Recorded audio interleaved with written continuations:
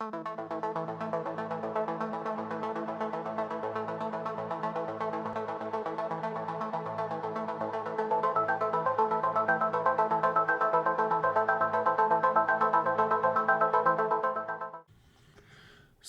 this is going to be a two-part series today. And what this is going to look at, a past request I had was how much casualties would we see in China if the U.S. nuked some of their very densely populated cities. You can see on the population map, look at it. Look at comparison. Now, obviously, Moscow's kind of hidden behind here, but just look at the density of population. It's going to be pretty high. And so the reason this is going to be a two-part series, if you've been watching the last few videos I put out, I have transitioned away largely from using the AI programs built into this nuclear war simulation for targeting and been doing manually targets. Now, for smaller scenarios, that's not a big deal. But like I just did one, what if Russia did an all-out counter-value strike on the United States? I manually set like 2,000 targets across the United States. It's a huge amount of casualties. We're looking at 50% casualties. So what I wanted to explore this time is who does it better, the AI or me? And so I'm going to run this today with the AI doing targeting for counter value, United States against China, and look at the casualties. And then my next video, I'm going to have manually set. So we're looking like, again, 2,000 warheads. So it's going to take me a little bit of time. I'll probably do a couple live streams just as people see, like as I go through, just to see how the process works through. But we'll see which one does better. Who can cause more casualties, myself or the AI? And it's just a good test to test the AI and how smart it is as far as choosing targeting and their thought process versus mine. So, having said that, I'm already on the United States. And, fairly robust arsenal. I will specify I do manually targeting for all the ICBMs and the sub-launch ballistic missiles. I do not manually target the bombers. I still allow the AI to handle that. And partly that's just due to sanity, but just to be upfront with that. And I will say, when I did the targeting on the United States for Russia, I forgot to include Hawaii, which, minor thing. I did include Alaska. But hey, when you're talking north of 160 million casualties, what's one island chain missed? This scenario will not involve Russia at all or any of the NATO countries. It is simply going to be how much damage can the United States do to China if it decides to go all in. Let's look at it. Let's look at 100% of the force, 100% of civilian targets. Click on China. Let's take a look. So one thing you're going to see right away, the sub-launched and the ICBMs are going to launch first. Running at fairly slower speeds. It's another thing too, due to previous requests. I would run videos quite a bit faster to kind of get the warheads on foreheads, so to speak. And now I'm doing a little slower. I'm not doing one for one because I'm going to sit here for 30 minutes.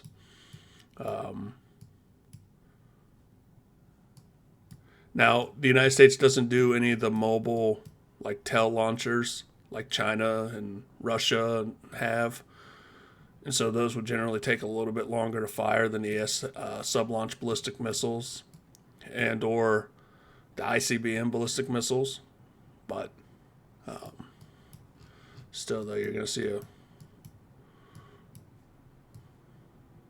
pretty good representation here.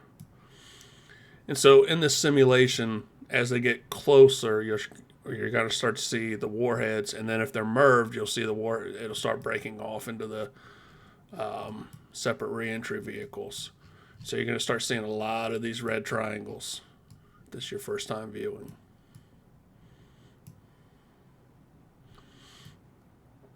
It's kind of sobering reminder as you watch.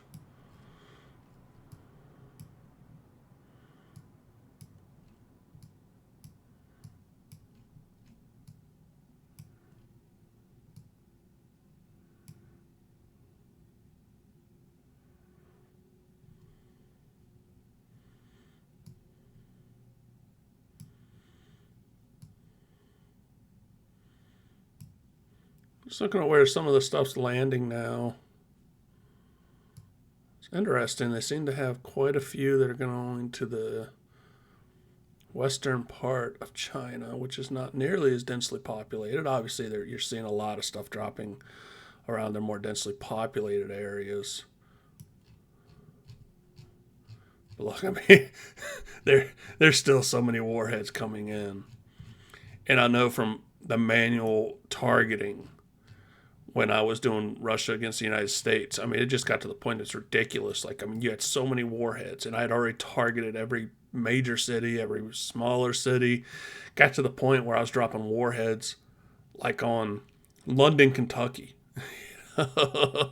or Zanes, not even Zanesville, but Newark, Ohio, Lancaster, Ohio. I mean, it's just these tiny towns. There's so many warheads to go around. And at some point, it's just a redundancy. I mean, once you drop 50 warheads on, New York City, and 50 warheads on Los Angeles, I mean, at some point, you're just getting into a redundancy factor. Seem to be quite a few on this. I'm kind of surprised by that, but then again, whoa, man. It's crazy how, like, it went from what looked like not a lot to a ton. I'm going to put out a video too. Annie Jacobson has a recent book, Nuclear War Scenario. Somewhat of a rebuttal about that. And I'll say she had a purpose behind her book, and the purpose was to, I think, bring awareness to sensationalize things a little bit. The scenario she put out was dumb. Just all incredulity stretched. But I'll say, I mean, look, I've done a lot of videos on nuclear war simulation, and a lot of them have scenarios that are highly unlikely. But when it comes to ones that are just like, okay, it's just not going to happen, no chance. The scenario she laid out was a no chance scenario. But having said that, she's been throwing out figures of losses, and I think it's highly inappropriate or completely sensationalized when you start throwing out a number like 5 billion. I'll do a separate video on that, but I just say that I think she consulted with some good people in the field and everything, but she wants to make some headlines and putting some outright bullshit numbers out there.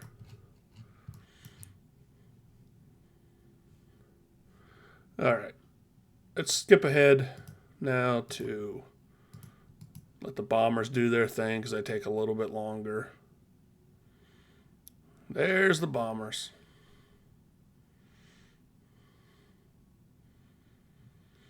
And look, despite what I said too, I want to be clear that Annie Jacobson consulted with a lot of really prominent people. So she did a lot of research. I'm not going to say that. I'm just going to say that there's a lot of sensationalism when it's tied to nuclear warfare. And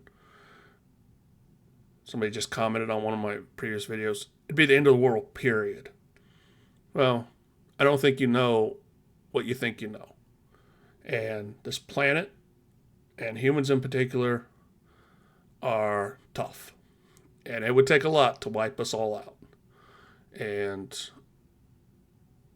it's probably not as cut and dry as you think. Calculating some casualties here. Like I said, we'll save that for a separate video, but it's just a chance for me to rattle on a little bit while doing this. All right. So 219 million. Basically, let's just say 220 million. Close enough. In addition, they count this separately, but Hong Kong 1.7 million.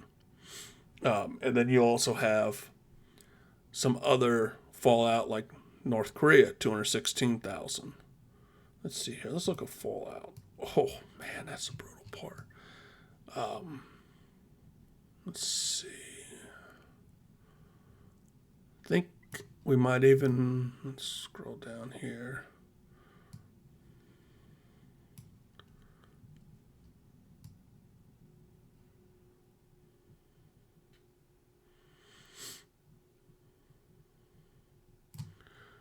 Yeah, Russia saw 93,000. I'd assume they would. Let's see. Saw North Korea. What about South Korea? I'll show 0. Must have been a fallout pattern, wind pattern. And so it's going to be decided by wind pattern. Again, there's always assumptions made anytime doing this sim. Let's see here. Mongolia. I'm surprised. Well, yeah. No, I guess I shouldn't be surprised. But if the wind pattern is different with fallout and other stuff, I mean, could easily have seen, some of this push into South Korea. Probably not a huge chance for Mongolia unless some higher yield warheads were dropped. So, anyways, let's just say 220 million. Actually, let's just give them 220, let's say 2,200 million. 2,200 million? 220 million. 222 million. Took me a second there. Sorry, English is my second language. So, 222 million. So let's leave me a comment below. Let me know. Do you think that the AI is going to beat me, or am I going to beat the AI as far as causing maximum casualties? And no offense to my Chinese brethren out there. Remember, this is a simulation. I think sometimes I see some people. I noticed like one video in particular about an escalation in Yemen where the United States used tactical nukes to take out rebel fighters there, and that one in particular got a higher proportion of dislikes. Usually my videos don't get a ton of dislikes. I don't get a ton of likes either, for that matter. But they usually get very few dislikes, but I noticed that one had a higher proportion. And so I think sometimes people fortunately people sometimes just see the headline and don't even watch the video, which if you're going to react to a video and you're not even going to watch it, kind of a douche, to say the least. But to be a little more maturity into the situation, I think people mistakenly think that like the video is advocating for something like that. They say, oh, that's to be terrible. Yeah, well, of course it'd be terrible. The use of nuclear weapons is always going to be terrible. Unless you're on the less credible defense Reddit forum, and your nuclear extra crispy, and he thinks it is a great thing. But outside of that, it's a terrible thing. And so I think people mistake the video with an advocacy. In no circumstances would I advocate ever having a nuclear exchange with China or any other country for that matter.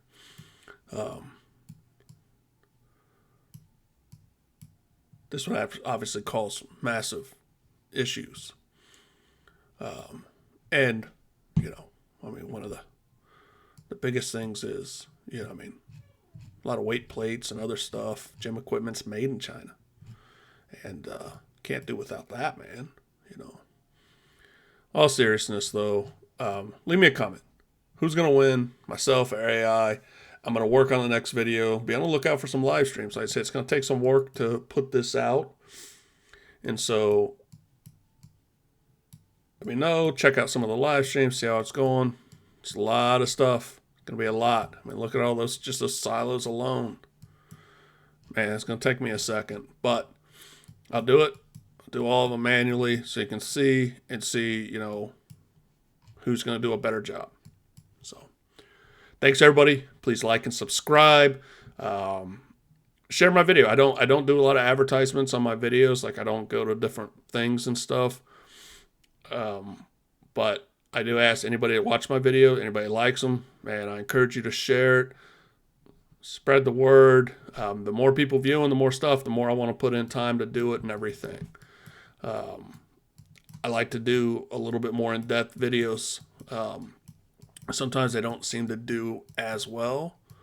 But again, more people viewing, the more time I want to put into it and everything. So appreciate it if you guys spread the word. Thanks, everybody. Have a great weekend. It's Friday. Maybe you're not going to watch on a Friday, but it's always going to be a weekend at some point. Have a glass of scotch with me. Thanks.